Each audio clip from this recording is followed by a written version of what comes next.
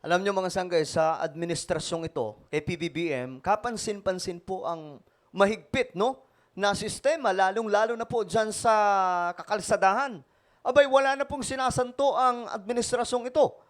Kahit po yung mga kilalang pagkatao mga sanggay, pinagbabawalan po dumaan sa mga lugar na hindi dapat daanan mga sanggay. At ito nga, nasa wata po ang sasakyan ng anak daw po ni Tulfo. Yun po ang ating pag-usapan ngayon.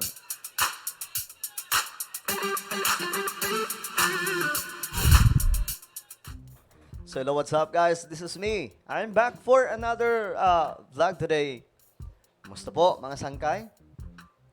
Ayos ba tayo dyan? Eto, pag-usapan po natin ito. Magandang pag-usapan to para makita din po ng mga kababayan po natin na mukhang itong si PBBM ngayon, yung mukhang ano siya, mukhang siya po yung tumupad sa sinasabi po ni Noynoy Aquino noon na bawal ang wangwang sa kalsada, di ba?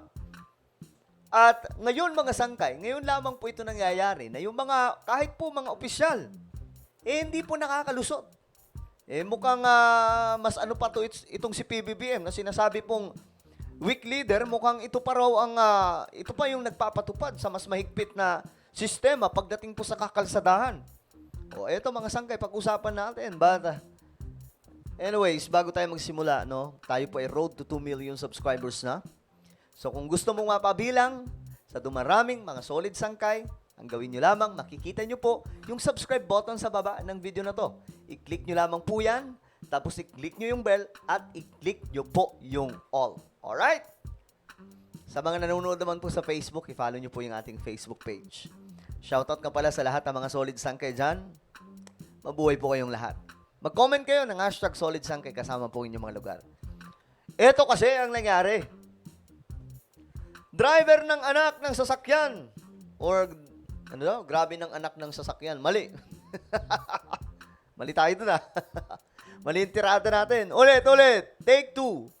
Driver ng sasakyan ng anak ni Senator Tulfo na isang congressman natikitan. Aba, mga sangkay, natikitan hindi po nakaligtas. Hindi po nadaan sa kung anumang mga bigayan kasi 'di ba may mga ganyan pong mga instead na matikitan, ito na lang, abot-abot na lang para makalusot na. Pero eto mga sangkay, walang pakialam. Isa ka mang kilalang pagkatao, madadali ka. Naalala nyo yung mga nakaraan, di ba? May mga senador. Mga sasakyan ng senador. Dumaan po sa carousel way. Ayun. Nadali. Naging issue. Naalala nyo rin na nagbabala si PBBM dyan.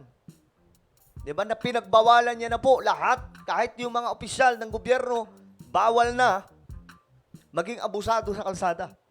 O eto mga sangkay, nasampulan po nila PBBM, anak po ni Tulfo. Kinumpirma ni Senador Raffy Tulfo na ang anak niyang kongresista. Pero ang pagkakaalam po natin, sasakyan lang daw po ng anak ni Senator Raffy Tulfo. So, well, tingnan po natin mga sangkay kung kasama ba siya doon o hindi. Ang sakay ng tiniketang SUV na dumaan sa EDSA busway noong... Ulit, para ma-gets natin. Kinumpirma ni Senador Raffy Tulfo na ang anak niyang kongresista ang sakay ng tiniketang SUV na dumaan sa EDSA busway. Naku po, sakay pala.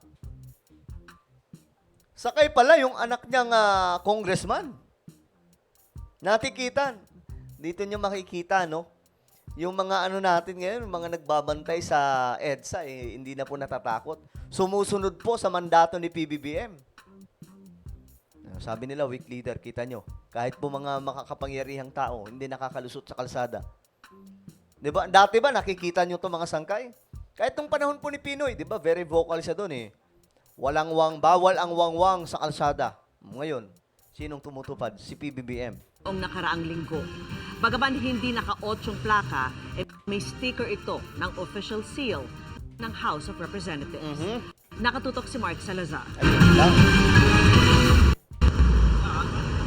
Nitong Huwebes, pinara ng Special and Intelligence Committee for Transportation o SAIC ang SUV na ito Nako. Dahil bawal sa EDSA busway, pati ang kanyang kakonvoy na isa pang itim na SUV. Ayan ang sinasabi natin. Ang mga abusado, ayan, di ba? Nasampulan. Hindi pwede kay PBBM yan. Hindi po pwede yan, nalulusot kayo. Marami ng mga opisyal. Simula nung naupo si PBBM, bilangin nyo ng mga sangkay. Mukhang dumadami na po yung mga opisyal na nagkakanda huli sa mga ganitong klaseng gawain. Mga abusado sa kalsada.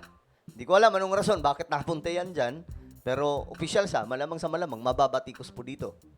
Unang tinikita ng lead car na may sticker pa ng official seal ng House of Representatives. Ayun! Ang rehistro ng sasakyan nakapangalan naman kay Quezon City 2nd District Representative Ralph Wendell Tulfo. At anak ni Senador Raffy Tulfo. Nako po. Bagaman hindi siya ang nagmamaneho. Hindi siya yung nagda-drive, pero nariyan po siya sa loob. Wala pang sagot ng subukan naming kuhanan ng panig si Congressman Tulfo. Pero nakausap ng Senate media ang kanyang ama. Ito. Si Senator Tulfo, ano ang kanyang reaction dito? Kasi, mayroon pong statement na nilabas si Tulfo eh. Ayan po. Sabi niya dito, hindi pala ito si Senator Tulfo. Ito po ay yung anak niya mismo, yung representative. Lubos po akong humihingi ng paumanhin sa publiko, lalo na sa mga naaapektuhan. Mamaya, balikan natin yan. Ituloy po muna natin ito mga sangkay. Si Tatay Raffy Tulfo. Na-flag down daw po yung sasakyan. Balitaan ko lang actually, tumakas ba? Issue. Tinanong, tumakas? So, hindi tumakas. Kapag hindi tumakas, wala akong problema. Kapag hindi sila ng abuso, hindi sila nagmura, wala akong problema, sabi po ni Senator Tulfo. Okay. So, hindi tumakas. Pag hindi tumakas, wala akong naging problema. Pag hindi siya ng abuso, hindi nagmura, wala akong problema. Actually, may punto siya dun, no? Na at least hindi tumakas. Kasi kung tumakas, ewan ko lang anong gagawin ng anong gagawin ni Senator Tulfo. At naka-8 bang plaka niya, hindi. Regular plate lang, sir. Parang regular. Para kay Senador Tulfo, sapat nang nagpatikit at humingi ng paumanhin sa kanya ang anak. Hindi rin daw anak niya ang nag-abuso, kundi ang driver nito. Ay, hindi din. Hindi din, no? Ang driver, susunod lang po yan sa boss eh. Pero, ewan ko lang, baka mamaya pala desisyon din yung driver, di ba? Biglang dumaan doon mga sangkay. Pero hindi pa ba sila nadadala? Marami nang natikitan sa ganyan na mga opisyal mismo, di ba? Ang dami nang nagka-issue dyan eh. Well, in-admit naman niya, yung may susunungan niya. Nag-apologize siya. So, wala itong problema doon. As long as hindi siya tumakas, hindi siya gumamit ng plaka, 8, which dapat niya gumamit, pero hindi siya gumamit. It's just hindi siya kasama. Kaya lang, it's so happen, na nagamit kayo. Sabi niya, Tolpo, kaya lang, it just so happened na nagamit niya yon. Ang pagkakaalam ko na nagmamadali siya. Yung driver niya yata ang pumasok doon. Alam pa, nagmamadali siya. Yung driver niya ata ang pumasok doon. Pero pinagalitan daw ng senador ang anak na kinumpirma niyang sakay ng sasakyan nang mahuli ito. Nako, sisisantihin kaya yung driver niyan. Pinagalitan ko siya. Pinagsabihan ko. Yung anak niyo, sir, ang pinagbalitan? Pinagalitan ko, nag-sorry sa akin. Sabi ko, mag-apologize ka sa akin. Pinagalitan po ni Senator Tulfo yung anak niya. Sir, sino po yung kasama sa convoy? Aside from Siya. Sinusubukan pa namin kunin Okay. Ngayon, mga sangkay, ito yung statement ng anak ni Senator Raffy Tulfo. Inamin niya, lubos po akong humingi ng paumanhin sa publiko, lalo na sa mga naapektuhan at naabala ng insidente. Kamakailan kaugnay sa pagdaan ng aking sasakyan sa EDSA bus lane. Nais ko lamang pong linawin na walang naganap na pagbanggit o paggamit ng pangalan ng sinumang nasa posisyon. Yun din ang maganda mga sangkay sa part na yun. Wala rin pong nangyari na anumang pang-abuso sa otoridad. Correct naman mga sangkay. Para makalusot o mapawalang sala sa insidenteng ito. Sa halip, tinanggap po namin ang ticket at ang aming pagkakamali ng walang pag-aalinlangan. Actually, totoo. Kasi kung pumalag siya, mababalita po yun mga sangkay.